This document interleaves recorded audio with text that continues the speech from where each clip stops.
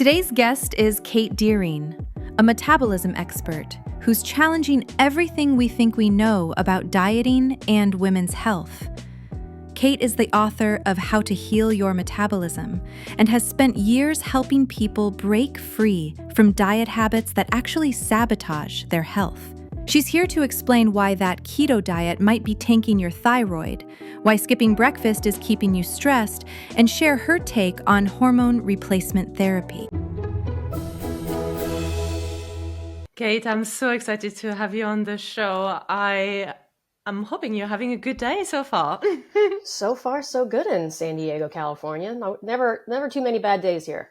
Oh, that's good to hear. Do you have a good weather then, I'm guessing? We do. We are a 70-degree kind of city. So that's the draw to live here, of course. Oh, that's nice. You know, classic British here. We are going through a very hot day. And of course, everybody's complaining about it in London. When it's too cold and it's rainy, everybody's complaining about it. It seems like the Brits are never happy with the weather. That's the number one conversation starter. Well, Wimbledon looks very hot this year. It is, yes. It's a little bit too hot for my liking in London at the moment, so Totally. Can't wait to go summering in France. That's why you live in San Diego, because we have no hotness and no coldness. Oh, wow. Well, you've sold it. That's right. So, Kate, I would really love to hear more from you about what is a pro-metabolic diet. Let's just start there, because I think for many of us, the word metabolic even is not that clear. So maybe can you walk us through what that means? It's a great question, and it probably has multiple answers that I'll try to give you a big picture. So when we're looking in the context of metabolism, we're looking at like how well does your body convert your food into energy? And energy is basically adenosine triphosphate, or ATP. And that is the currency that your body runs on. So for humans, we're always being told we run on food. And the truth of the matter is we run on the energy created from the food. So the metabolic process is that conversion. We can also look at it and how a lot of people look at metabolism. It's the sum of all metabolic processes in your body, and we equal how many calories, how much energy that we're burning, and that's our overall metabolism, right? So in the pro-metabolic space or bioenergetic space, as we have many different names, it's how do we support that? How do we support your body's ability to convert your food into energy so that you can make an abundance of energy and run all your systems and do your life appropriately? Because obviously, I'm sure everyone feels like they don't have enough energy, or they're feeling fatigued, or they're feeling tired. And so how can we support that system better so that we can produce abundance of energy for you, and you can live your life appropriately with lack of symptoms and illness and so forth? Well, I'll tell you what attracted me to the pro-metabolic approach, and it may be quite the classic situation, but I did a lot of keto throughout the years. I was a bit obsessed with keto. I just thought that was the next best thing. Sure. I lost a huge amount of weight. I've also had a lot of weight fluctuation in my years. So all the way, I would say that the sort of, if I look at the smallest to the biggest, there's been nearly 20 kilo fluctuation. So that's quite a lot. And during my keto years, I thought I found the hack. That was like the magic bullet. But surprise, surprise, after a few months of doing quite severe keto, I started to have fatigue, problem with my thyroid. And that really, really played up. And I was craving carbs, but not your cookies or muffin, but I would just look at a glass of freshly squeezed orange juice and have literal cravings. And I thought, I'm not sure this is working out for me. So I did some blood work and I checked my thyroid, and it was actually pretty bad. So that's what really drove me towards that path, something more sustainable. Oh, yes. And on top of keto, I was doing tons of intermittent fasting. I even did really long periods of extended fast. The longest fast I did was over 4 days. So just, like kind of a lot of things while recovering from burnout. So you just, that's it. A perfect storm. That's it. And all of it because I thought sugar was evil. I wanted to lose weight. I wanted to lose weight fast. And I kind of wanted a magic bullet, if I'm being completely honest. Yeah, well, there's a lot of truth to all that. And I think we always have to look through different diets in different contexts. And so there is certainly benefits of a keto-based diet, right? You will lose weight quickly. And a lot of it's usually you're going to lose weight quickly because you're eliminating an entire macronutrient. You're eliminating carbohydrates. So for a lot of people, they will lose weight fast because they just eat less and they're eating less carbohydrates, right? So if you're just eating a diet predominantly of fat and protein, and keto is a predominantly fat diet, then you're just going to end up eating less. And so that will help you lose weight quickly. And a lot of people find it quite easy because they're like, well, just tell me what to eat and I don't need to eat any carbs, so I can eat meat and bacon and cheese and do whatever. And they're like, this seems easy to me. And, that's what busy people want. They don't want to have to think too much. And so it ultimately does work for those purposes. You will lose weight fairly quickly. Some people will say their digestion improves because they're not having a lot of gut irritants. Unfortunately, when you eliminate all carbohydrates from your diet, you can't live with no sugar in your blood. Meaning, just because you're eliminating carbohydrates or sugars, right? All carbs are going to basically be broken down into glucose. Doesn't mean that your body can survive on no glucose, because we all know that we have blood glucose or blood sugar, and it has to be maintained at a certain amount. Goes too low, we could die. And of course, if it goes too high, there's adverse effects for that too. But the key is that if you're not eating them, your body will make them. And that's certainly one of the talking points for these lower carb diets or keto-based diets. Like, well, I don't need them, my body will make them. The problem with having your body make them all the time is that comes with a stress response, meaning you have to go through a process called gluconeogenesis. And so eliminating carbohydrates, we have to then break down proteins and or your own tissue to make carbohydrates. Even in a keto-based diet, if you are actually in ketosis, when you actually produce a lot of ketones, you don't have to do it as much because your body is also running on ketones at that point in time, but you still need glucose. You still have to maintain blood glucose numbers.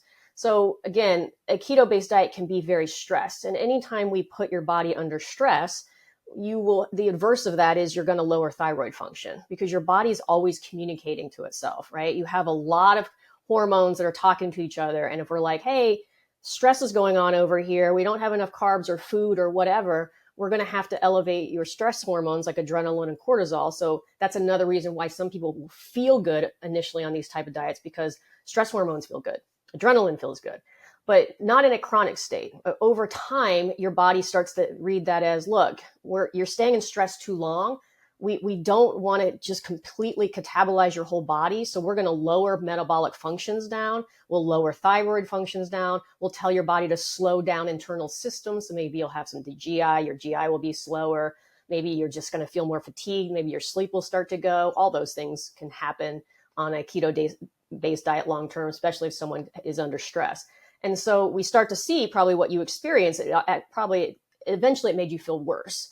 And like you said, you experience this desire for carbohydrates. And yeah, it's because your body is like, hey, we need fuel. We would like you to give us some easy to digest nutritional based fuel so we can survive.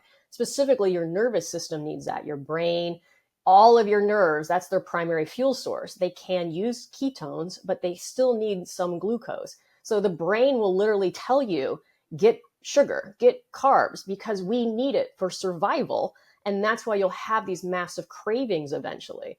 So, in particular, like I said, under stress, if somebody is never under stress, whoever that person is, do they exist? Who is that? Right. They live somewhere on a mountain. Yes. And they don't have any stress, and, and they're the supreme being with earth. Sure, maybe they can survive on a keto-based diet because their body's never experiencing that system. And so their body can survive on fat and some protein and probably be just fine. But that's not modern society. We do need carbohydrates because we will put ourselves in that response and we'll start to experience all those adverse reactions. Mm-hmm.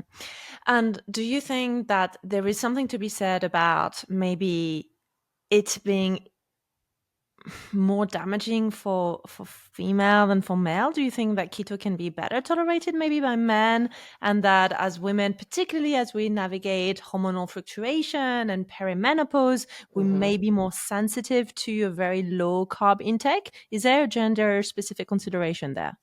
I think so, and solely because if we look at a keto-based or low-carb diet as one step closer to a stress response, right?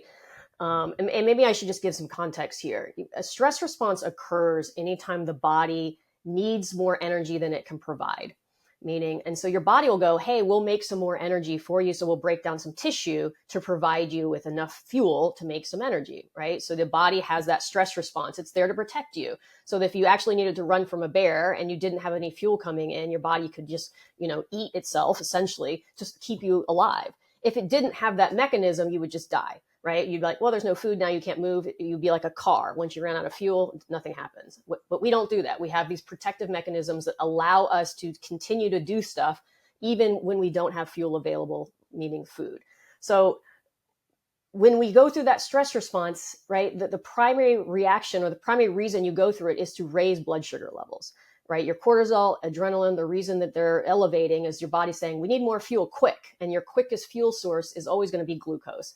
Glucose runs through the system much faster than fat does. And so your body will try to provide the system with glucose. And it does that by elevating your stress hormones, right? That's what they're predominantly one of the main reasons why they're elevated. And then as soon as your blood sugar rises, then they will dissipate. Of course, if you never get out of that stress response, they just stay elevated.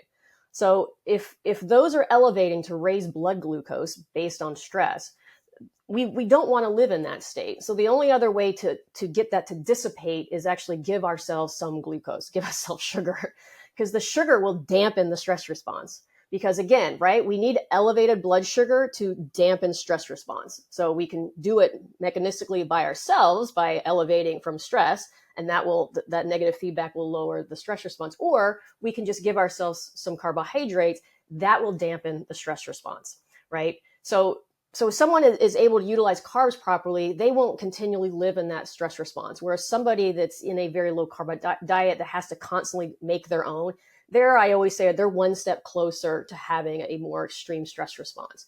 So women in general, specifically women in perimenopause or going into menopause, they're already experiencing another stress in their system because now their body's going through a period where their entire hypothalamus pituitary ovarian axis, right, the brain connection to your ovaries making you have a period, is now dysregulated. So it's now irregular, the hormones are irregular, and that essentially creates a stress within the system. And that's why women start to not tolerate, they don't feel as good at that point in time. They start to have issues, specifically if they're already in a lot of stress. They seem to go through perimenopause at an extreme level and like I said, start to have anxiety or depression or sleep issues, or even start having hot flashes during that period of time. So then, like you said, if you put them in a keto-based diet, although they might like it because for some reason, maybe it helps kind of dampen the blood sugar response because maybe they're not responding appropriately. So they actually might feel good initially, but then in time, and it can happen quick, all of a sudden they feel a lot worse. They feel more fatigued and exhausted, and now their sleep gets even worse. And now their hot flashes get even worse. And then they try harder, right? They try even, I'm going to go more extreme. Now I'm going to add a fast in there because I told that was good for me.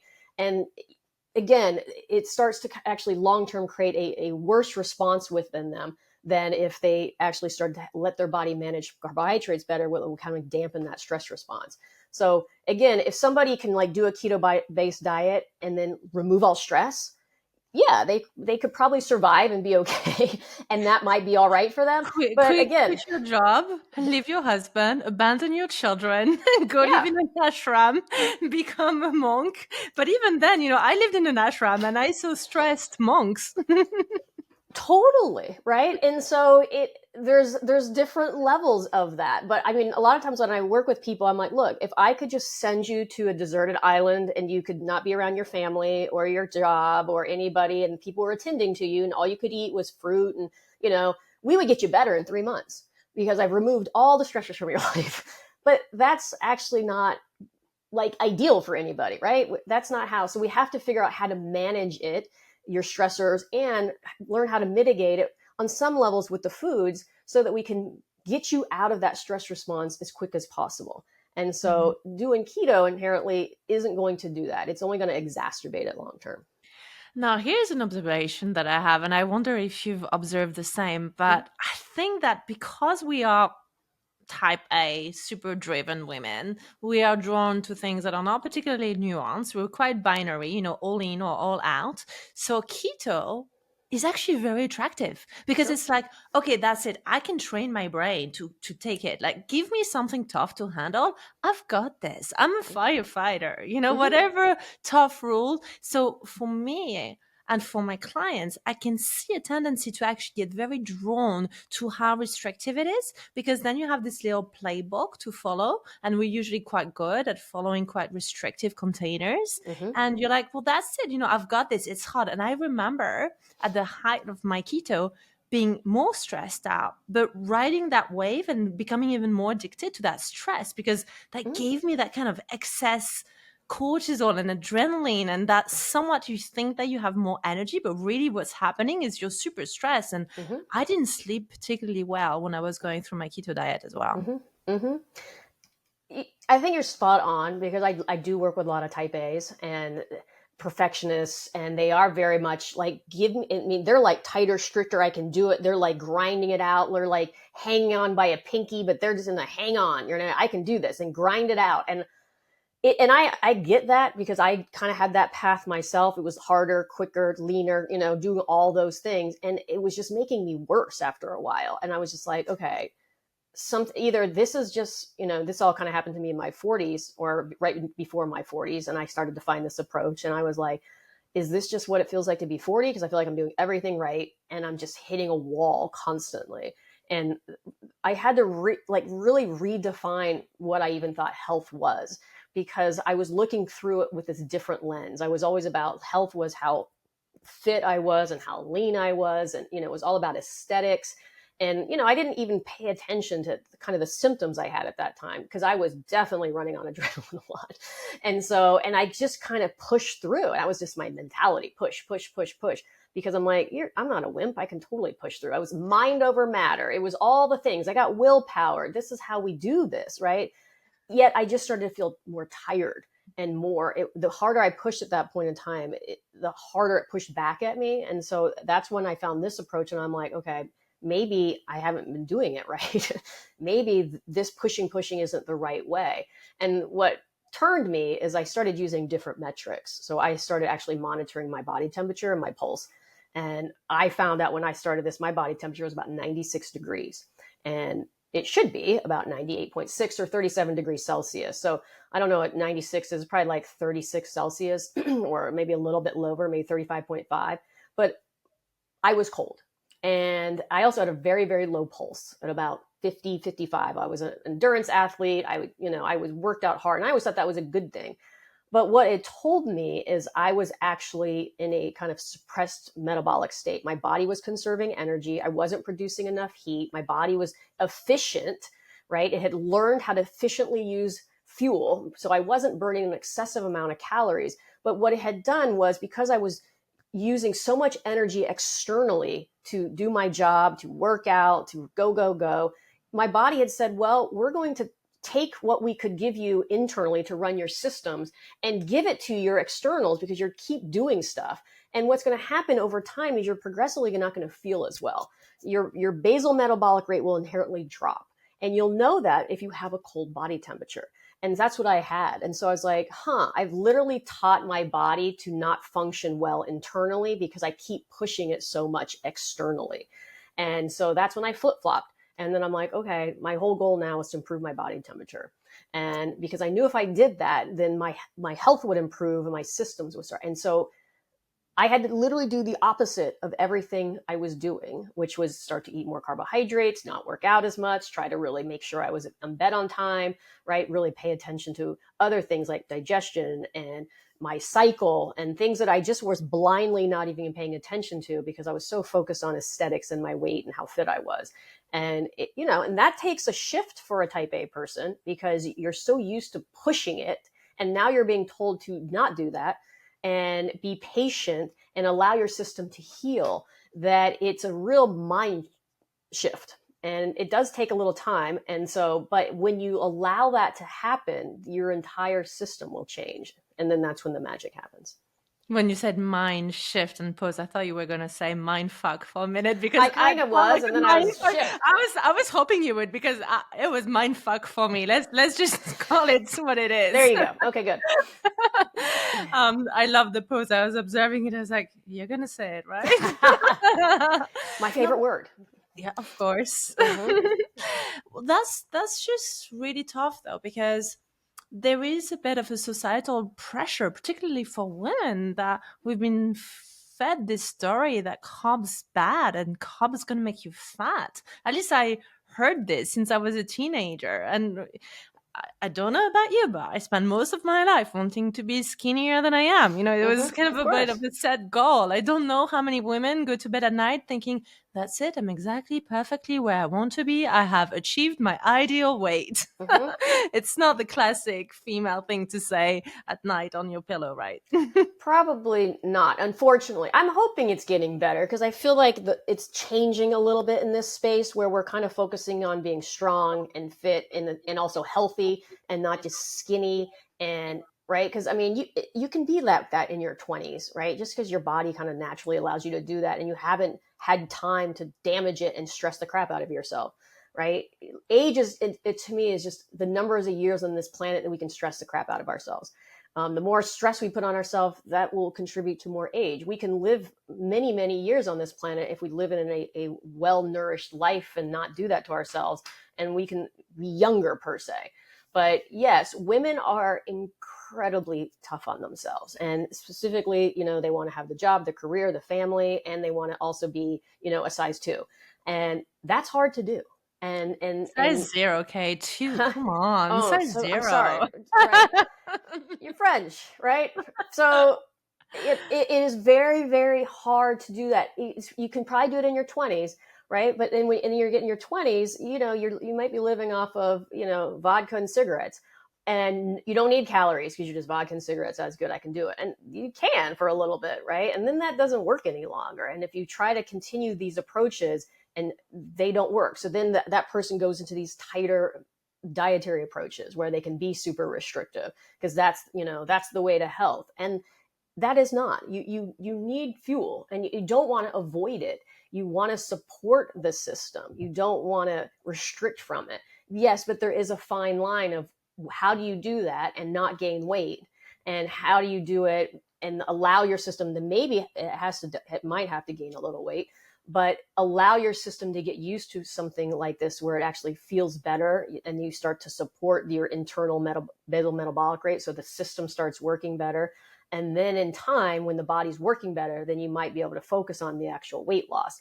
But normally, from my perspective, look, we've got to fix things first. We've got to allow your body to get out of that stress cycle because it can't heal itself when it's going at 100 miles an hour, right? I always tell people, I go, look, we can't heal you. If you got a broken leg and you still want to go run on it, it's not going to heal, right? You got to stay off the broken leg. Now, while you're healing the broken leg, some other things could get worse. Your muscles could atrophy. You're going to become less fit, but it's a necessary evil until we can fix the broken leg.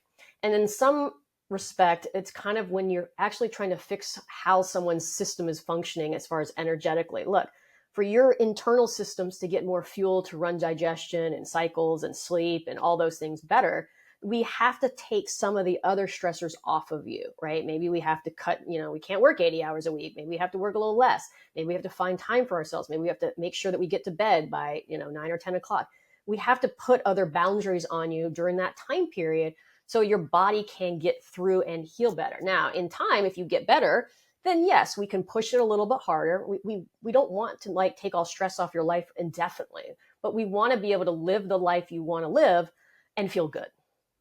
So what would you say to our listener, let's say a female professional, mid-40s, navigating perimenopause, maybe early menopause, struggling with that 5 pound, like that 5 pound, the stubborn weight, not a huge amount, just the stubborn 5 pound, been on yo-yo most of her life, has the kind of mindset of fuck it, nothing works. What would you say to her? What would she include? What would she remove? Is there anything you would want her to add in her kitchen? Anything you would not want her to remove from the kitchen? Just simple daily. So it's a good question. And it's a little nuanced because it's very important for the person to understand where their health is at right now. And right. So if you are in a, let's just say your body temperature is 96 degrees, you're not sleeping very well, you're feels like you almost have anxiety and your cycle's all over the place and you feel like you want to murder your partner.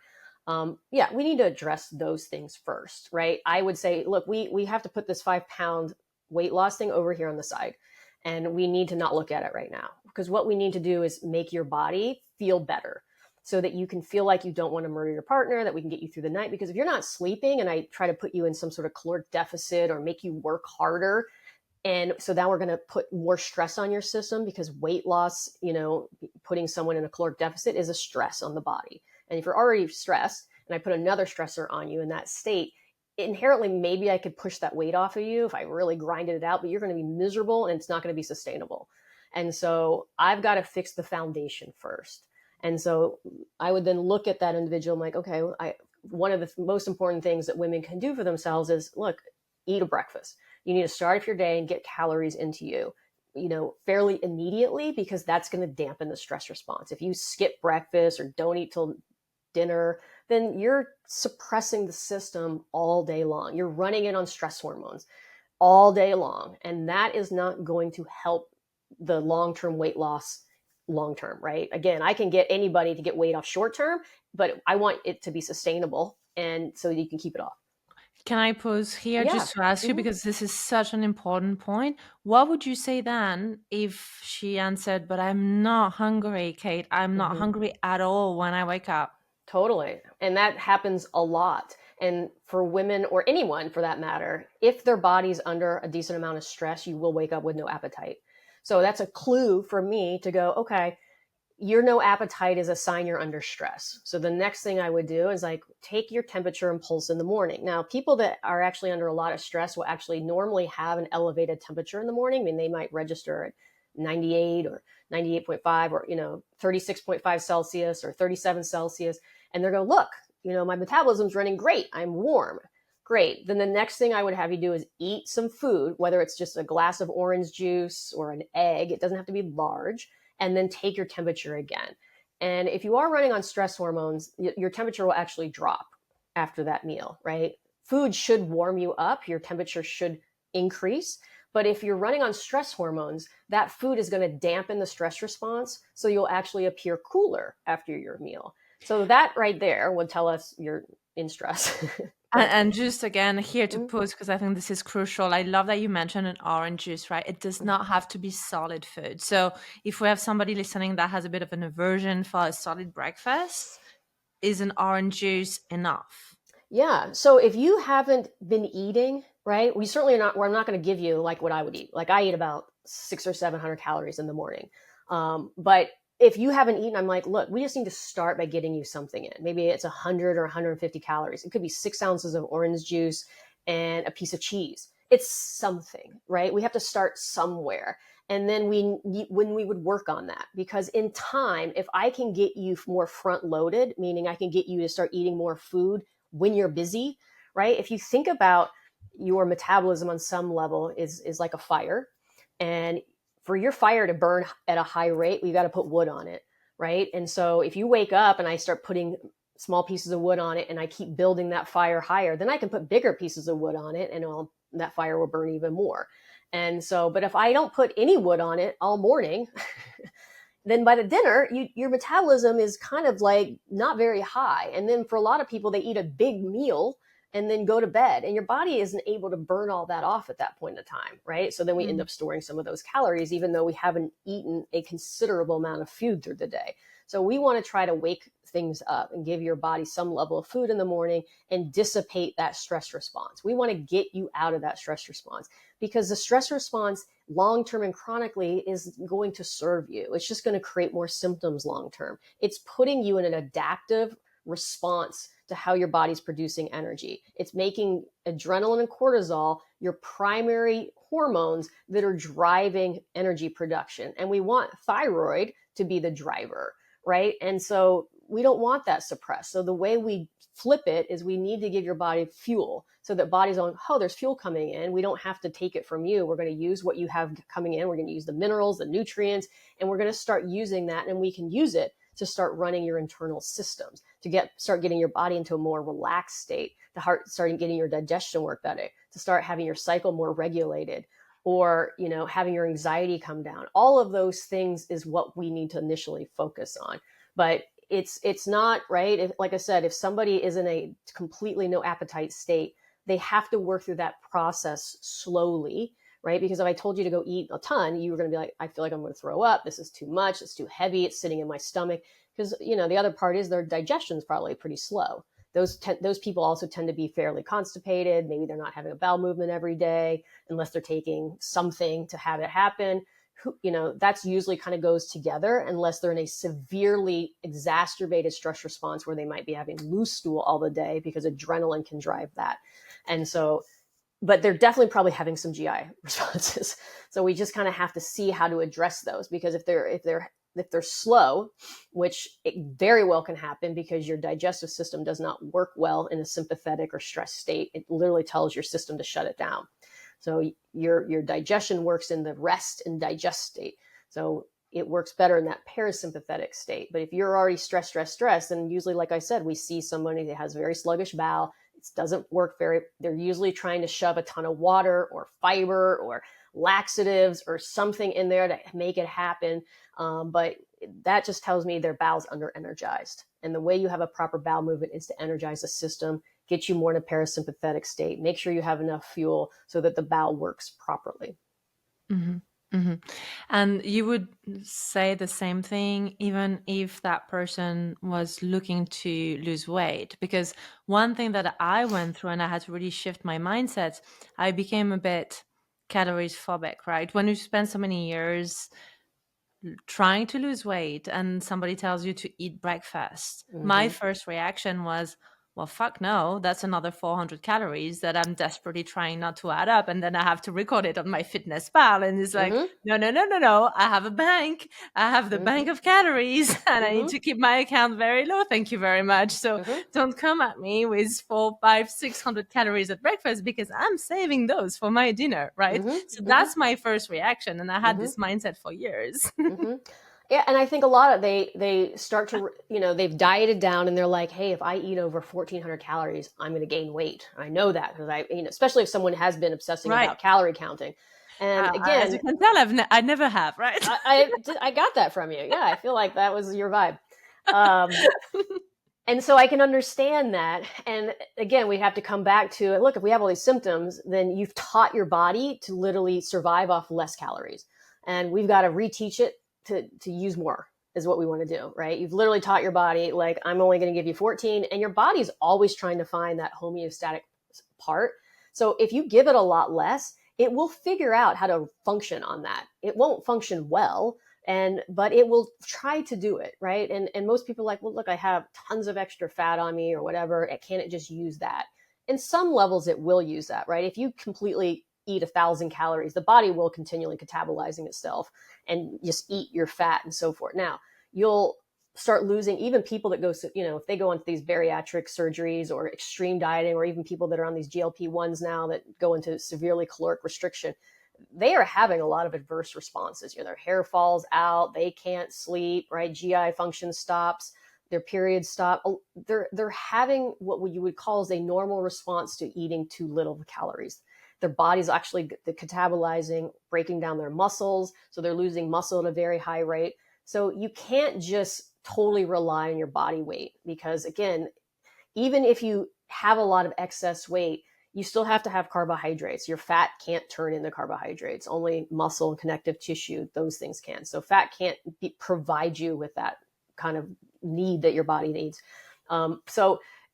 So you need to kind of address it with, and getting back to the weight loss and calorie restriction, we have to take that into account, right? We don't all of a sudden want to go from 1,400 calories to 2,000 calories. What we might do, though, is say, look, we're going to put 200 of those calories that you were having at nighttime in the morning, and maybe give you an extra 100, right? So we are going to increase it a little bit, but we're going to start pushing more of your food earlier as you become, because what I start to find, if we do that slow and steady, and I can maneuver it in the front end, normally I can get someone like that into an 18, 19, 2,000 calorie range with very little weight gain if we do it slow and steady.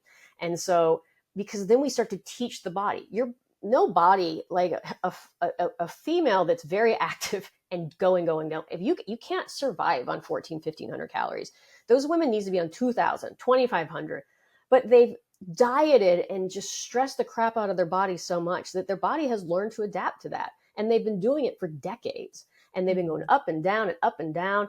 And, and again, because they're type A and like, I can do this, I have the willpower, they will do it. Even when they feel completely crappy, they'll keep doing it. I get it. Totally there with you. It doesn't work. You hit your 40s and it's just like your system is said enough. We can't continue to live like this. And so you can either flip the coin at this point and decide to reprogram it, which you very well can, right? So, I mean, I'm 53 now and I eat more now than I did in my 30s, and I do less, right? So I can eat 2,100 calories, train less, but my body knows to now eat this fuel and use it and turn it into energy. And it has kind of reprogrammed it that way. And so it can happen. It doesn't happen immediately, but it can. And it's just kind of getting over those mind blocks, because yes, we have been told a certain way, we've believed a certain way. And sadly, those old patterns have worked in the past. And that's why we still stay committed to them. But they don't work. As we all start to know, they stop working less and less and less, and they become harder and harder and harder. And, we can either just give up, which a lot of women do. They're just like, screw it, I'm not doing it anymore. I'm just going to eat what I want. And then they gain 30, 40, 50 pounds. And then that's a whole nother, right? Because weight loss, losing 5 pounds is a lot easier than losing 50 pounds. But even that individual can be reprogrammed, right? We still have to fix the system. And then, yes, we can still get them to lose that weight. And how much do you think there is a connection between that stubborn weight or that metabolism slowing down and getting through that perimenopause season of life? Do you think that there is a case about, the stubborn weight and just being a little bit harder to shake off those extra pounds? I would say it's more because I go back to my time on this earth, because not all women experience that. Probably more the ones, at least I work at, it's the ones that have had more stress in their life seem to do the worst during perimenopause or menopause. So is it that variable, or is it just the fact that they are going into a time that is stressful, right? Having irregular cycles, and you're having less estrogen and progesterone, and progesterone is a very protective hormone. So now, when you go through menopause, you don't have progesterone production, or very little coming from your adrenals. So you have this hormonal shift going on. Is that a stress on the system? Yes. So it is a more stressful time for a woman. So yes, that could be the thing that pushes them over the edge. And for a lot, it is that thing. A lot are pushed over the edge in their 30s, in which, they just stress themselves out. But perimenopause to menopause is just another stress that women experience that men really don't. And so for those reasons, that's why women tend to experience all those kind of effects in those earlier years before men ever would. But can men have stress responses and all that as well? For sure. They might just present a little bit differently. They might, definitely. And that leads us nicely into the other topic that I wanted to pick your brain on, because I know you're so knowledgeable, and it's the controversy or debate around HRT, yes or no. How do we consider it? Do we do the blood work? Or we know that the blood work doesn't really help that much because our hormones are all over the shop anyway. So you just dodge the bullet and do it. Do you look at your family history? Can you just unpack it for us a little bit? Where do you stand? What do you recommend? What's your view? So there's a lot, and certainly in this time period, right, going perimenopause to menopause, the HRT is becoming a fairly large topic right now. I tend to look at every individual a little bit differently. My approach is certainly like that is the absolute last thing that we would do, not the first thing we would do if somebody was considering hormone replacement therapy. And most hormone replacement therapy people could be estrogen, progesterone, and possibly testosterone. So that's where people are usually being prescribed these days. So my theory is it depends on the person. Certainly women will feel better, or lots of them will feel better by getting on hormone replacement therapy. And the reasoning in it, and I think it's important to understand why this is happening, because when you stop having your cycle is dictated by the hypothalamus and pituitary responses in your brain. So your brain is dictating your cycle. And so the hypothalamus talks to the pituitary talks to your ovaries, and they obviously then ovulate, they produce estrogen, then ovulate and produce progesterone. And we can somehow think that, well, women eventually run out of eggs, and that's what eventually stops them from menstruating and having a cycle. And that could be partially true, that you certainly are going to have a lot less eggs when you're getting older, and you do. Although I'll just caveat this. There are studies that have shown that rats, like old rats that have old ovaries, put that old ovary into a young rat and it will work. And if we put that young rat's ovaries into an old rat, then it doesn't work. So part of why somebody might not be having their cycle anymore is just the stress of the system, meaning the environment where the eggs are could be creating that response, and that's why they stop cycling. That's certainly a theory, that maybe it's not just because you've run out of eggs. Regardless, when you have a complete cycle, there's always a response where estrogen goes back to the hypothalamus and tells it to almost dampen the kind of stress signal. And that's what estrogen can do in a woman's body. So if somebody takes exogenous or hormone replacement or menopausal hormone replacement therapy, when they take estrogen, it can dampen the hypothalamic response. And that can make the body less sensitive to the stress response. It doesn't mean the stress response isn't occurring. It just means it's less sensitive to it. It's almost like you're turning an alarm system down, right? And that's what the estrogen does to a woman's body. So that's why, one of the main reasons women will get on hormone replacement therapy is to reduce hot flashes.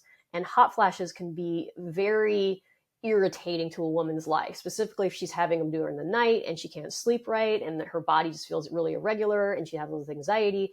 Then getting on some hormone replacement therapy will dampen that, and that she will feel a lot better, meaning she'll start sleeping better, she'll start feeling more grounded, and that's going to improve her quality of life, and that quality of life will usually produce better health outcomes. So for those reasons, and that's why I think you see so many observational studies that show that women who are on hormone replacement therapy have better health outcomes, because it's helping them sleep and their quality of life improves. Is it inherently because they needed more estrogen? I don't think so. And the bioenergetic space doesn't think so. And what we tend to think is that a woman has become more sensitive to stress, and the stress signals are now louder. And she's not taking hormone replacement therapy isn't addressing the loud stress responses going off, right? It's just dampening the alarm system. And what we want to do is address the actual fire that's going on in the background, the stress response, which is making sure you have enough food, trying to get your body better regulated and improve glucose tolerance, making sure you have enough nutrition, making sure we fix your digestion, because if you have poor digestion, you're not absorbing food, right? There could be other things that are creating energy blocks within your body that we're trying to address. So the hormone replacement therapy, again, is, as I think of it, is dampening an alarm system that's going off. And yes, if you dampen an alarm system, that could get better health outcomes, because again, you're going to sleep better and feel better. And so if you're comparing that to somebody that does nothing, it's probably going to be better, and they're probably going to improve some health outcomes. If you're comparing it to somebody that I think is working on their overall health, trying to improve glucose tolerance, getting enough nutrition in, then we don't have a study on that. But what I can say is, from working with women, I can get their hot flashes to improve. I can get a lot of things to improve without going down the hormone replacement route. Maybe we might use progesterone, but we don't usually bring in the estrogen. And the reason is because there is negatives to adding additional estrogen into your system, right? There is cost associated with that. And we already know these things, right? We already know that estrogen can increase blood clotting. So there's a possible increases of strokes. We already know that estrogen has an effect on thyroid and thyroid hormone, and can create a lower thyroid function per se. And that's why a lot of women that are in hormone replacement therapy, some of them respond like, I've gained weight, or my body feels colder, or we also know that estrogen can have an effect on your gallbladder. So that's why a lot of more women over men, I'm not sure, it's like maybe 8 to 10 times as many will have their gallbladder removed. And so we also know that estrogen has an effect on autoimmunity or in your immune system. So we also know that women have more autoimmune issues, whether it's lupus or hypothyroid or Hashimoto's. Women have all of these things at a much higher amount than men. So we know that there's a connection to estrogen and all of these things. We also know that during younger years, between the ages of 25 and 40, that women have a higher chance of having strokes than men. And we usually attribute that for a lot of these women who are on birth control pills or taking additional estrogen. We also know that women have a far greater chance of having dementia or neurological issues as they age. And again, why is that? Is there, have we made a true connection with estrogen and these things? No. But we have to consider when we look at sexes and we see a much larger increases in certain diseases with women over men, we need to ask the question, what is different? And the biggest difference is women get 10 to 20 times more estrogen exposure over their lifetime than men do. So is that the only thing? I don't know. We don't have a lot of good long-term research, randomized controlled trials to really show what is causing all this. But what I would say to women is lead with caution if you're going into hormone replacement, because certainly, yes, in some aspects, in some places, is it better to do that than absolutely do nothing? Probably, right? We see that. Would it be even better to actually try to improve overall metabolic rate, your body's ability to tolerate glucose, to try to improve how well your body produces energy, to try to actually dampen the stress response? Yeah, because I've seen improvements with women with all these things without getting on hormone replacement therapy if we go that route. And I don't want to say it's better or good to go either way. We have to kind of figure out what works for us, right? I think the last thing women need is to be shamed for whatever decision they decide to make. They want to feel better, and I totally get that. It takes probably a little bit more work to go into this space, because that's the thing that a lot of type A's don't like. They're like, just tell me exactly what to do and I'll do it. I'm like, I don't know exactly what you'll need to do yet. We kind of need to test and measure it. And we have to try things and see how they work for you versus, you know what, I don't have time for this. I'm just going to get on hormone replacement so I can feel better. And sometimes that can work. You can get them on something like that. They can start to feel better, and then they can work with themselves and then maybe try to get off, they don't stay on indefinitely. Because the problem is if you feel crazy and you're not sleeping and all things are going to hell, it's hard to address anything right then and there. It's chaos. And so sometimes you just need to allow that person to have something that kind of makes them feel better. And then they can do the other work on it. And I think that's an important message, right? So if you are on HRT right now and you found it immensely powerful and helpful, which is what I hear almost every day, it's been magic, or it's day and night, I feel like a different woman, I feel like a different person. That might be the good answer for you right now, but it doesn't have to mean that it will be the answer forever. And there may be different seasons of your life when we can look at other holistic strategy to maybe move away from it, if that could be the case. Is that what you're saying, right? So it's not set in stone. You don't have to necessarily think that it's going to be HRT forever. Exactly. I mean, with social media out there, you're certainly going to have a lot of voices out there telling you some extreme, that this is the way, that all women should be on these, and this is what's going to make you live longer. And this is going to help you with neuroprotective issues. It's going to help with your bones, your heart. And if you don't get on there, all this stuff's going to happen to you, all these bad things. And honestly, some women just can't take it, whether they have other things, whether they have blood clotting or cancer in their lives, they've been told they can't take it anyways. And those women now are getting scared, thinking, oh my God, all these bad things are going to happen to me because I can't get on HRT. And that's incorrect. There's tons of other things you can do to help yourself and not have to get on hormones.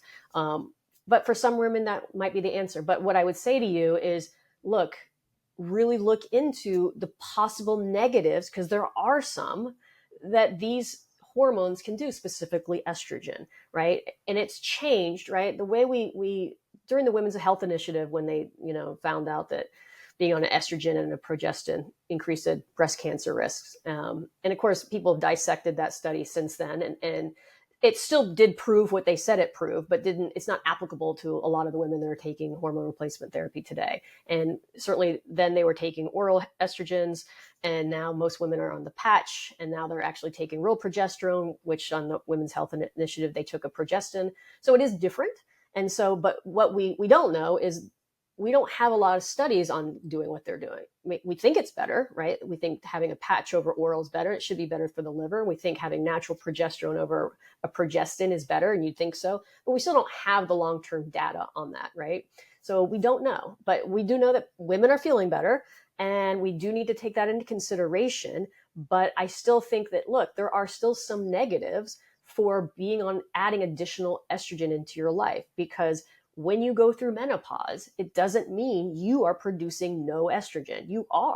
You're just producing it peripherally, meaning it's in your tissue, because pretty much all tissue in your body can produce estrogen. And it doesn't inherently go into your blood. So it's not something that you would measure in your blood. It's within the tissue, and that's where it's metabolically active. Right? That's what we don't know in women. We're not taking skin biopsies to say, oh, look, you have a ton of peripheral estrogen. But what you can say is, if somebody is gaining, like a lot of women, they start their breasts get bigger through menopause. They start getting back fat. They start getting different things happening to them, and maybe their gallbladder starts messing up. Or they get the gallbladder. Those can be all driven from an estrogen response. And so then, if you're having those happen, and now you're taking even additional estrogen, you should consider that. Like, could this be playing a role in these factors? And I don't see that part of the conversation in a lot of these spaces that are very pro hormone replacement therapy.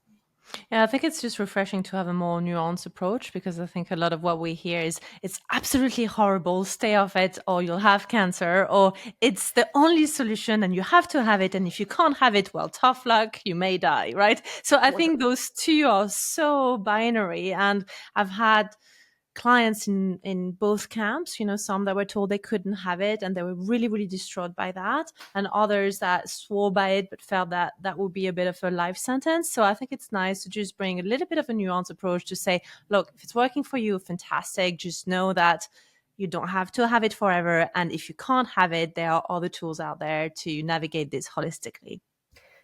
100%, right? Because what you'll see in these camps, a lot of them are driven by this fear response, right? And fear makes you make a decision. And so to me, it's like, look, there's going to be good and bad to literally everything out there, right? There is nothing that's 100% good, or there's nothing that's 100% bad. What we have to understand is, how is it applicable to me and my current state of health? And is this the right decision considering all these factors? And if we look at that, and is there another way I can do this that I don't have to take this approach within my life today, right? Some people are like, my life is chaos. I'm not going to leave my family. I still have to work my job, right? Or whatever. And I need to be able to do it and not feel like I want to kill them all, right? And sometimes that might be the way that they can get through it. Is that the long-term, the rest of your life approach? I personally don't think that is the right thing to do long-term, because again, it adds to your estrogen load.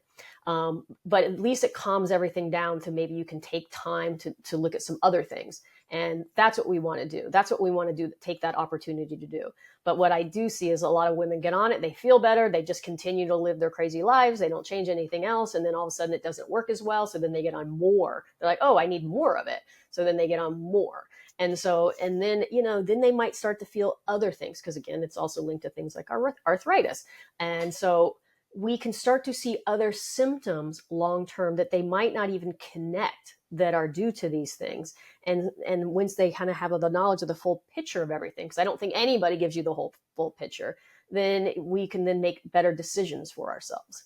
Yes, and there is something to be said about the fact that I love that you mentioned if they continue to have their crazy life, because I know for a fact, if I look at my clients, the more stressed out a woman is, the more burnt out she is, the more likely she is to navigate perimenopause earlier on and to feel it at an extreme level. And those are not psychosomatic symptoms. That genuinely is struggling. And that's because that woman is already totally burnt out, already overstretched, already overworked, already understressed, already overbooked, right? Yep. And so there isn't that much fuel left in the tank, right?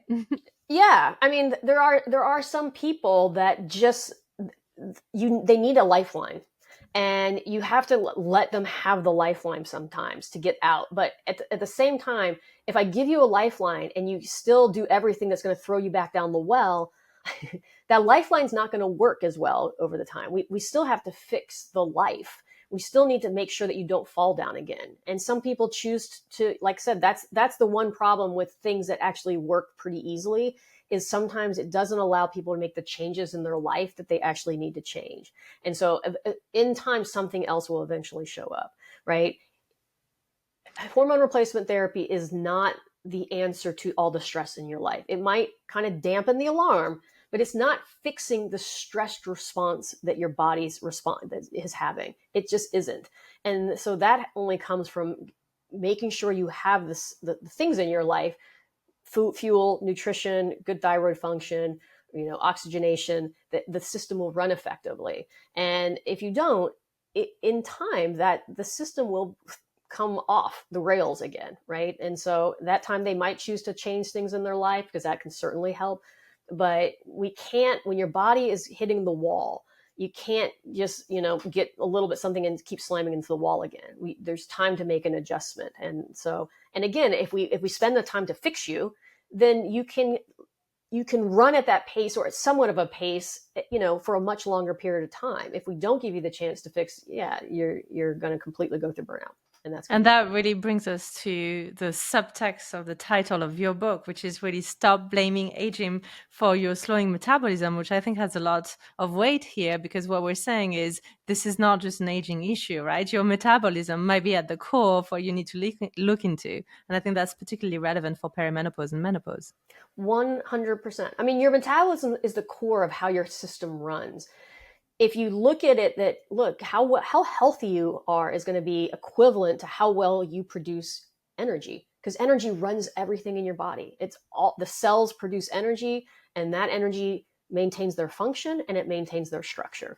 And that's how the body works. If you don't produce energy, that's how you die, right? Your system and your body does it all the time, 24-hour days. It never stops. Your cells are not just stopping, but they're just maybe going at a slower pace at some points of time. But if you do that well, then that is the equivalence of youth and health. If you don't do that well, it's equivalent of sickness, death, older age, because your cells don't work as well as you age, right? And that's why they become more dehydrated. They don't turn over as well. You don't heal as well. All these things that happen when your body starts to just look older. And can that be somewhat prevented? Yeah, we can't prevent all aging, but we can certainly support the system so it turns over better, so our body can heal faster. And all that we can feel better, because that's what most of us want to do. We want to be able to spend the time here on this planet feeling good. We don't want long life, and if we feel crappy half the time, that's not any fun. We want to feel good. We want to live it at the pace we want to live at, with boundaries. It's not fun for our husbands either, right? That's right. Or anybody for that matter. Right. Yes, husbands, wives, girlfriends, community members, colleagues and bosses too, because they get affected by the mood and the perimenopause. Yes, yep, exactly. I have a few clients that have nearly drove their teams to the ground while going through perimenopause, and looking back, not feeling that they had their most graceful moments, if I may say so, in the office. And we've all been there. Yeah, if your system is struggling, you aren't going to be able to show up not only for yourself, for your family, for your work, for anybody, because you're just running on fumes all the time.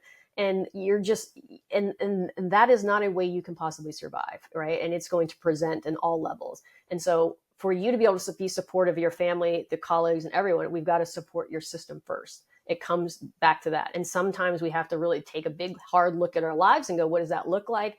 And readjust our type A personality into like taking time off, to giving ourselves space, to being able to learn, right? Oh, so that we can like I know. I tell you, it was a huge mind shift for me. And I tried every which way to kind of go back to my old ways numerous times. And I just realized, I'm like, why am I doing this? Right? It takes time, because we're hard-headed, right? Yes. And because we've been so programmed for decades to go a certain way, we certainly are always going to go back. It's like easier to even go back to these destructive paths just because we've known them so well.